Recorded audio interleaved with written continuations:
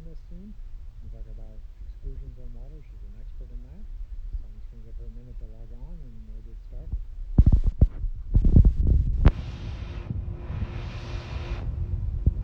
So welcome, welcome. Thanks guys for joining.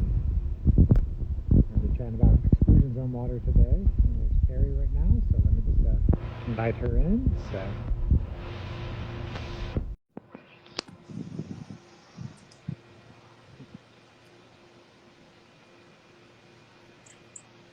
There she is. Hello. Hi, Dr. Twyman. How are you? Doing well. How are you doing today? Good. Thank you. I'm so excited to chat with you. You know, this is like my favorite thing in the world to discuss. So. Oh yeah, I know. And you're such an expert at it. So I actually learned more from you than I think that most people realize on this topic. So, um, so, Thank you. I appreciate that. what are you doing these Friday? Are you doing any fun stuff? Well, it's gorgeous where I'm at. So I'm going to go outside after this. I'm meeting up with a couple of friends who I haven't seen in forever. And so we're just going to go ahead and go to a restaurant outside, hang out. I absolutely love eating outside at patios. I think it's like the best thing that, just a way to catch up. So eating inside at a restaurant almost depresses me these days. So. Definitely understand. Yeah, I'm trying to get outside for a lunch break. I'm actually doing the Photobiomodulation 2021 conference right now, and so it's Oh, a cool. lunch break. And yeah, there's already a topic on brain photobiomodulation and the quantum effects. I was like, I couldn't believe they're actually talking about quantum stuff there. So they mentioned the word easy water twice, but they didn't really explain it. Um, so I think we'll dive deep in it today, and maybe We'll I'll dive ask in. them when we go back in the lectures. I'll ask them some more. So thank you everybody for joining. This is Carrie. She's an expert in nutrition and quantum medicine. That's how I kind of met her, was through the quantum health guys. Mhm. And she's, has some interesting background. I've done a previous podcast Mhm. with her. It's on her YouTube channel. If you guys ever want to go watch that. But today I just wanted to chat with her about just what exclusion water is and what you can do to build up your exclusion zone. So I'll let you kind of explain who you are a little bit more and tell us what you know today about easy water. Sure, sure. Okay, no, I'm so excited. So my name is Carrie Bennett, and I've been a clinical nutritionist now for a long time, right? And before that, I was a personal trainer. Before that, I was a massage therapist. Before that, I got a undergraduate degree in molecular biology. So like I've been in kind of random parts of the health world, and it wasn't until fairly recently that I really decided, I'd say with the past 5 years, that I dove into quantum biology and I never left. This to me, it's like, it's where everything meets up. And I'm so excited to kind of teach people about it. But then like, obviously the education piece, I love the research, but also like how to apply it and why. And it seems almost too good to be true sometimes. So I kind of want to like maybe also go into that, because it's like, wait, you're just telling me I got to be outside in the sunlight. It's like, well, that's a lot of it. Yeah. So. Yeah. So could you just explain to people what exclusion zone water actually is? Sure, sure. So exclusion zone water. So like the water in our bodies is different. The water in our bodies is in a completely different phase. So it's not actually H2O, like you think of it swirling around in a glass. And instead it creates structure. And so the water in our bodies, next to any biological surface, which in our bodies, we have biological surfaces everywhere.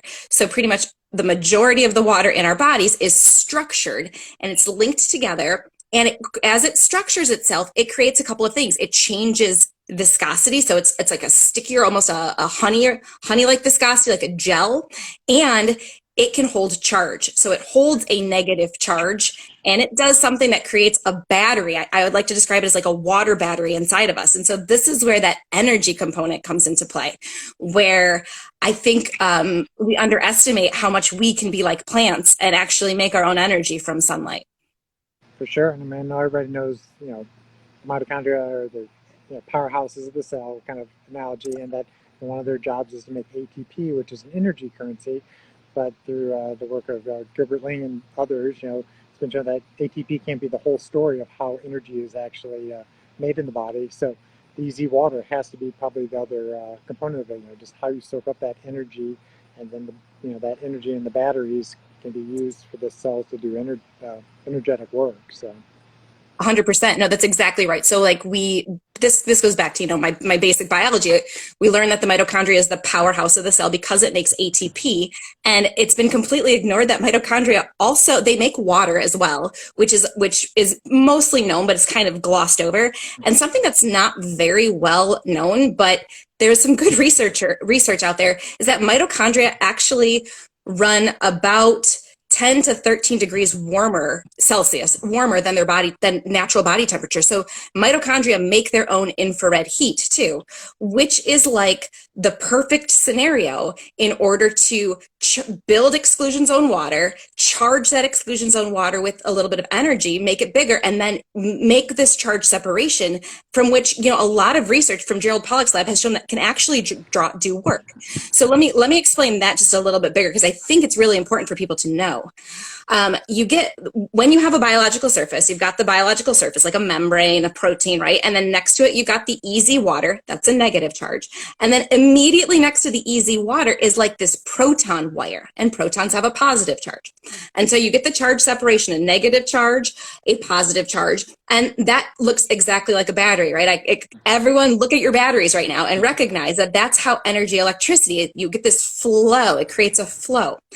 It creates energy, it creates electricity. And so we are electrical beings. So it makes sense that we have some way in which we can make our own electricity or our own energy. And it just so happens that we can do it with sunlight. And it just so happens that this network is literally interconnected throughout the entire body, because it touches everything, and it's connected, especially via the connective tissue, our whole entire network. So we literally have this water battery that we can charge with sunlight, and it can be used anywhere. Yeah, I know you're frequently writing about how the collagen is kind of like the superhighways that's also transmitting a lot of this, and it's just absolutely fascinating how all the cells are all interconnected. Sitting outside, that sun's hitting your body, charging everything all up at once. Right, right. I mean, we've given too much. I don't want to say too much attention to mitochondria, because mitochondria do some great things, and this seems almost too good to be true. But I think that this was like a primordial, if you will, way in which things structured themselves to get energy, to acquire energy from their environment. And it worked so well, we've kept it and we've just enhanced it. And so the way that I also, you're exactly right. I think collagen was chosen for a reason, to be our connective tissue. Pet peeve of mine, right? There are so many different words for connective tissue, fascia, collagen, extracellular matrix, cytoskeleton. Like they're all different words that are actually talking about the exact same thing. And so I have referred to it as like our quantum superhighway, because it is tissue that connects everything. And it literally penetrates down into the DNA, touches every piece of DNA in every cell. And it's cool. And it's actually even thought of that this connective tissue network holds consciousness. Whole nother topic. But that being said, collagen folds a specific way. And I think we've all seen a DNA double helix, almost like a twisted staircase. Collagen is almost like a 3-layered or a 3-membered staircase, because there's 3 strands that fold and twist together. And they just so happen to fold and twist together to form what's called a water nanotube, or like a water pipe that just then, what's the point of that? Well, a water pipe. That water pipe is where we can actually put electricity through our whole entire bodies. We funnel protons through it, we funnel electrons, photons. So it's actually thought to be part of the ancient meridian system that we're just finally, realizing is very legitimate, and we're putting some quantum biology behind it. But yeah, it's so cool. So anything that affects the collagen has the potential to create damage or disease, because if you're damaging the superhighway, then you're not allowing the information to flow. Right, and this is, I know you're talking about, this is how like glyphosate and Roundup, affects, people, and that's why organic foods might be quote better, because you're not messing up your collagen networks. Yeah, I think the 2 main toxins that I'm honing in on are both glyphosate. And if anyone's interested, Dr. Stephanie Seneff does amazing research on that. She wrote a book about that called Toxic Legacy that I highly recommend. And so collagen just so happens, the second one's fluoride. I'll go into that too. But I think the collagen is made up of glycine, right? It's like amino acids, building blocks that kind of stack together to make collagen. And one of the main 30% of those amino acids are glycine.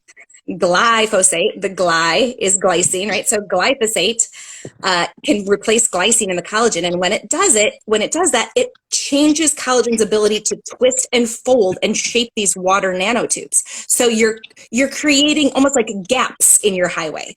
And what we now know is that health of the body, if we're looking at that really foundational quantum level, it depends on the ability of the body to gather information from the environment and then disseminate that information in real time so that cells can adjust everything accordingly. And I believe that that completely happens through that exclusion zone water, and then the collagen kind of creates this highway that the exclusion zone water funnels the information. That's excellent. And then just want to switch topics just slightly on it. So easy water related, but I was doing a webinar the other night for some people that are exploring the topic of another one of your favorite topics, the glycocalyx. So the glycocalyx is these little hair-like projections essentially that sit on top of your endothelium, and the endothelium is like your inner coating of your artery walls. You got 60,000 miles of blood vessels, and what protects the endothelium is this glycocalyx. And I think your explanation, your YouTube video is excellent on it, how you dive deep into the quantum part of it. That's negatively charged in your red blood cells. Their job is to basically transmit energy to your cells. And so somebody I was talking to about this was that it was interesting that maybe that's kind of like the red blood cells are like a mag train. It's like the magnetic fields are just forcing those red blood cells to go through your blood vessels. That's exactly it. So the blood flow not only carries nutrients, but it carries magnetic information. And then along with the charge, that magnetic information will then tell the glycocalyx whether it should build up charge or whether it should reduce its charge, so that it can sense how well blood is flowing through the vasculature. So yeah, it can remodel itself in real time as a response to that. And so here's where another cool part of that, right? Because we hear about sulfated cholesterol, sulfated hormones like DHEA, sulfated vitamin D. So what we're now knowing is that kind of even then attaching to the glycocalyx is our sulfate molecules like heparin sulfate and stuff that gets delivered when it's attached to a sulfated molecule. So sunlight creates sulfated molecules that then get delivered, and sunlight builds the exclusion zone, and then that sulfate, those sulfate molecules get delivered through the endothelium to keep the arteries healthy. And you'll find this interesting, right? So I am diving into like tissue stiffness as a precursor to disease, because we oftentimes always think disease has like a biochemical component to it, and not necessarily like a mechanical tissue component. And a lot of research points that there is a tissue component, like a trauma-based component. And that tissue, when it's stiffer, it's dehydrated. It has less exclusion zone water. You'll appreciate that though too, because of the fact that, don't you feel like the stiffness of the arteries and stuff corresponds to the health of the arterial system? So again, that's the correlation there, right? That you want your arteries to be able to expand, contract, be flexible, right? You don't want them to be stiff. And so a lot of that stiffness has to do with how much exclusion zone water is present. Yeah, and that's we have a device in our office called the Max Pulse that looks at pulse wave velocity, and so how fast the blood flow is going into the small blood vessels in your fingertip. And tell people your arteries should be like an accordion, should quickly expand and contract. If your arteries like little lead pipes, the velocity is very fast, and it's usually something's wrong with your glycocalyx and your endothelium. It's just not releasing nitric oxide, and you got to figure out what's breaking that. But I think I talked about on your podcast with you, and it was quite interesting. You kind of illuminated was on diastolic function of the heart. So I'm board certified in cardiology and echocardiography, or ultrasounds of the heart. And we frequently do ultrasounds of the heart to look at function of squeezing, relaxing of the heart, and different valve issues. But there's not a lot of great research on diastolic dysfunction, or when the heart isn't relaxing well, what are good treatment options. In traditional world, there's like, well, this control their blood pressure, but it takes more energy for the heart to relax than it does to squeeze. And it may be that this is the issue: the collagen networks, don't have enough EZ water to actually do that relaxation. So, if you ever have an echocardiogram, anybody that follows me directly, you'll see it on your echo report. It'll say, do you have stage 1, 2, 3, or 4 diastolic dysfunction?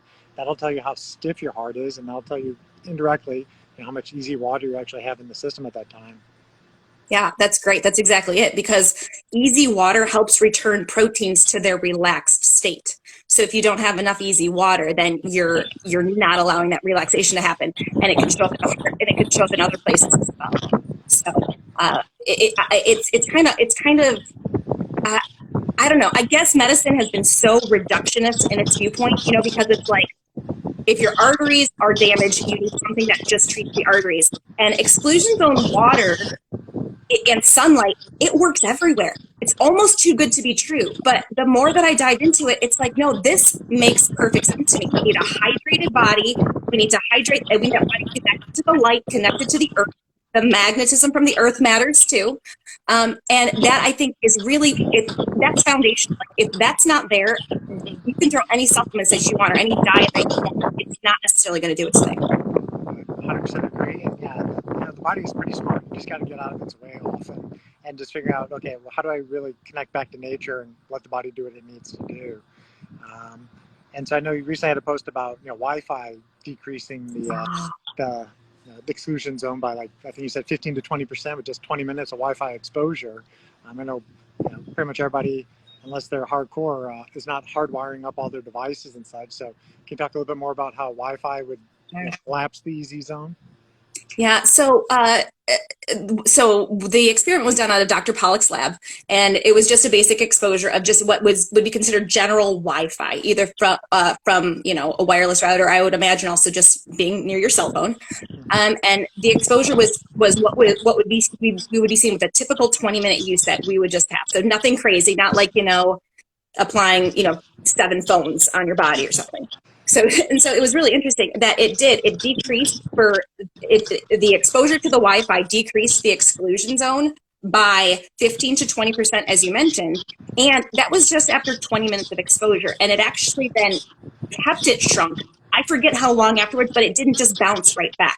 Now, would that be different if we were outside, right? If we were continually putting an input of infrared into the body to keep the exclusion zone expanded, would we see the same effect? That's where you have to kind of understand where you want to see this research go, because I'm of the opinion that one of the best ways to protect yourself from Wi-Fi exposure is to be outside, to be grounded, and to be hydrated, because all of those things can almost act as their own little Faraday cage as well to protect your body from that sort of damage.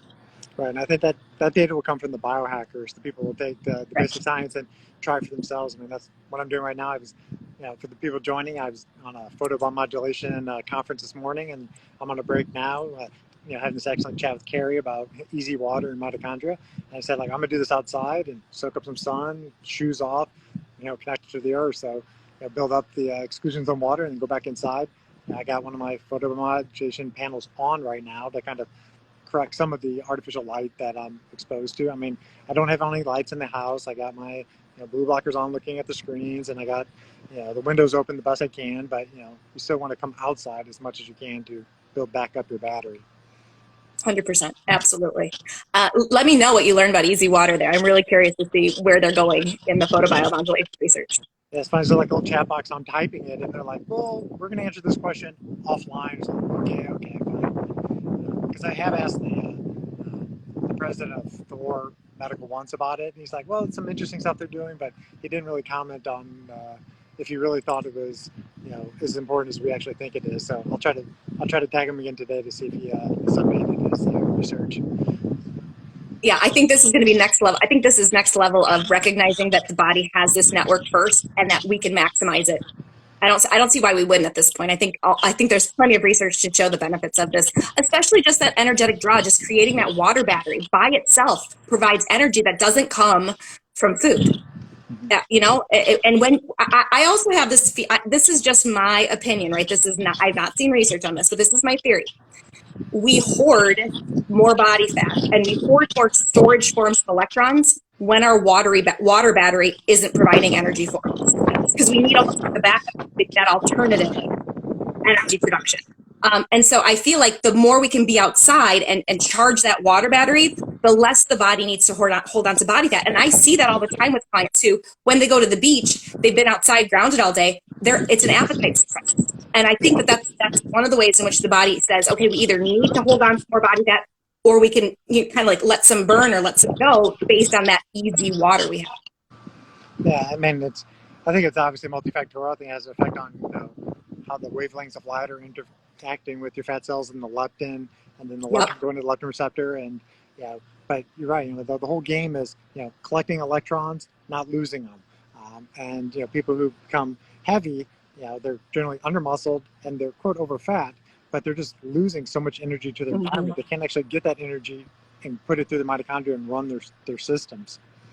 Exactly. That's exactly it, right? So that I remember hearing that from Dr. Jack Kruse, right? Where things that lose energy, they get bigger, dying stars and stuff like that. So I think that if anyone is looking to use this quantum information as a way to maybe change their body fat composition, you have to get outside, or you have to expose yourself to infrared, sauna, panel. You have to be able to see if you can charge that water battery to just bring more electrons, more energy into your system than you're getting rid of. And then I know on your podcast, you always have your kind of like 2% kind of rules and such. So, what are your kind of daily habits on how do you build easy water, or how to, 3 quick ways that people can think about? Sure. So I always start my day off with some water and minerals, unfluoridated, right? Fluoride has been shown to actually increase an enzyme that breaks down collagen. It also lowers water's ability to store electrons, store photons, store energy. So fluoride, no good in both of those ways. So unfluoridated water with some minerals. I like quinton minerals. I'm a fan of quinton. Quinton, if it's the French, right? It's French. And then, so I will always do that. I will see the sunrise with naked eyes. Some days it's 1 minute. Some days it's 2 hours. I'll go on a morning walk to get those beautiful brain chemicals going and get that started and my day revved up. And then I'll always block blue light and go outside with these little hits whenever I can. That's excellent. So, where in the world are you these days? I'm in Kalamazoo, Michigan. Yeah. It's gorgeous right now. This is the best. It's like perfect sweater weather. Almost. Not actually, it's warmer today, but I love this time of year here. Yeah, I mean it's still pretty nice in St. Louis. A couple more weeks, and then we're gonna get into the vitamin D winter. So we're gonna have to escape south to Mexico every once in a while, charge up the easy batteries, then come back up. That's it. Yep. So yeah, we'll do that too. I would say twice a year. That's a must for us here in the winter, is going south, and that's also one of the reasons why I bought a sauna. Once I realized easy water was so key, I feel like that sauna in a cold environment. There's a reason why that's a tradition in like Scandinavian countries, and it's been associated with longevity, because I think that it matters when you're not around nature's infrared in other ways. For sure.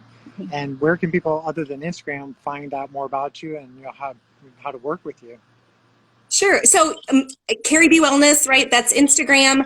That is on YouTube. My podcast on Spotify is 2% Better Health. That you can also find those videos on YouTube. Feel free to email me. That's carriebwellness@gmail.com, or DM me. Just get a hold of me. If you have any questions, I just love answering questions. So anytime. Awesome. Well, I think I got a couple more minutes in case somebody wants to throw in a live question, and then I'm going to get back to this PBM conference, and anything I learned cool, I'll add it to my stories in the next day or so. But cool. I want to thank Carrie for taking time in her Friday to chat with me about easy water and mitochondria. She's definitely one of the world's experts on this topic, and I always learn from her. So I definitely encourage you guys to follow her. And definitely look at her podcast. Their deep dives into the endothelial function. I mean, I consider myself pretty knowledgeable about it, but like you went super deep on the Glycocalyx. So it was an awesome podcast. So people definitely got to check out that one. Thank you. Awesome. Thank you. And actually, I just recorded a podcast today, a solo episode, talking about like this quantum superhighway and easy water. So that should be uploaded next week. So if you subscribe on YouTube, you'll get a notification on that. Very cool. Awesome. Yeah. And for those that joined late, this is obviously being recorded. This will be up on my page. I'll share Carrie's information and all my stories. So do want to thank you guys for joining with us today. I think we got one quick question here is, what does a perfect glass of water look like? Water that comes from the earth. So spring or glacial water would be the preferred ways. So. Absolutely. And then also, you, believe it or not, then this is some of Dean Radin's work. If you know him, he does synchronicity type stuff. He's a physicist, I believe, physicist. But you can actually imbibe your water with intention. So get that mineral spring water, ask it to be healing and healthy and loving, and then you'll actually imbibe that. It'll structure the water for you. It's pretty cool. That is very cool. All right, guys. Well, thanks for joining us on Friday, and I'll be in touch with Carrie, and we'll have to do some more of these. These have been a lot of fun. So, all right, guys. Yeah, absolutely. I'd love to. Thank you. You're welcome. Thank you. Take care. Bye. Bye.